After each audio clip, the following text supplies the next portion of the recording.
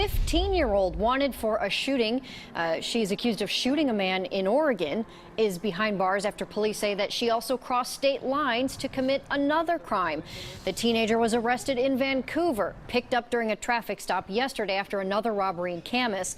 Our Jennifer Dowling is live there now with more on how that second robbery led to her arrest. Good evening. Detectives believe that this neighborhood in Camas, Washington was the second stop on what they're calling a 24-hour crime spree for the teen. She's accused of shooting a 56-year-old in Oregon and then coming over here to Camas, Washington to rob a 19-year-old. One of the reasons why we moved here was because it was away from that kind of thing. So residents of this Camas, Washington neighborhood were shaken after finding out that a 15-year-old is accused of helping to rob and assault a neighbor here early Saturday morning. I think there's something to be said about the day and age we're in.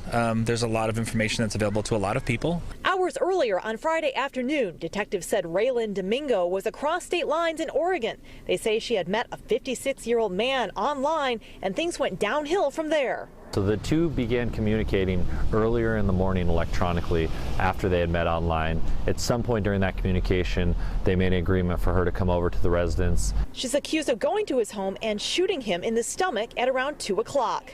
Throughout that afternoon, as the investigation progressed, we received a couple of reports of a suspicious silver sedan leaving the area at a high rate of speed. A similar car was reported in Camas outside this brown house sometime after 2 in the morning when the robbery took place here. Domingo was arrested in Vancouver, and detectives say the car she was in linked her to the Oregon shooting.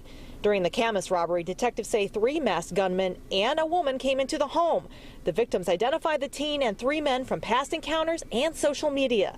Another teen girl and 3 men total have been arrested in connection with the Camas robbery and assault. We are just happy that this person that made some really bad decisions in a 24-hour period is off the streets.